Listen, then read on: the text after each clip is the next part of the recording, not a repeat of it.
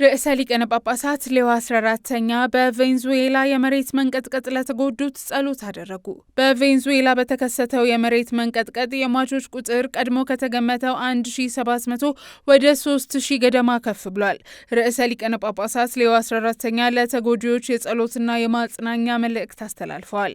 ተፈናቃዮች በጊዜያዊ መጠለያዎች የሚገኙ ሲሆን ዓለም አቀፍ የነፍስ አድን ቡድኖች የፍለጋ ስራቸውን ቀስ በቀስ እያጠናቀቁ ይገኛሉ።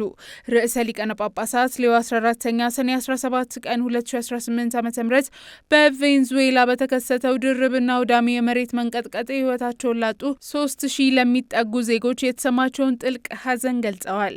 ርዕሰ ሊቃነ ጳጳሳቱ የአንጀሉስ ጸሎትን ካደረሱ በኋላ በስፓኒሽ ቋንቋ ባስተላለፉት መልእክት ከመላው የቬንዙዌላ ሕዝብ ጋር ያላቸውን አጋርነት አሳውቀዋል።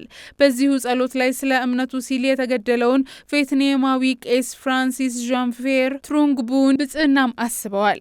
ከዋና ከተማዋ ካራካስ 40 ኪሎ ሜትር ርቀት ላይ በምትገኘውና የአደጋው ማዕከል በሆነችው ላጓይራ ግዛት የተከሰተው ተከታታይ የመሬት መንቀጥቀጥ የሟቾቹን ቁጥር ከዚህ ቀደም ከተመዘገበው በእጅጉ ከፍ በማድረግ ወደ 3000 አድርሶታል።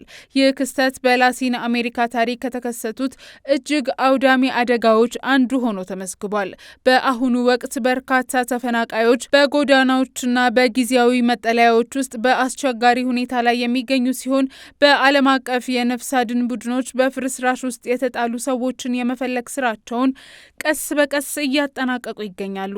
ርዕሰ ሊቃነ ጳጳሳቱ የመሬት መንቀጥቀጡን ሰለባዎችና መላውን የቬንዙዌላ ሕዝብ በጸሎቴ ማሰቤን እቀጥላለሁ፣ በዚህ የከባድ ችግር ጊዜ እግዚአብሔር ያጽናናችሁ በማለት መልእክታቸውን አስተላልፈዋል።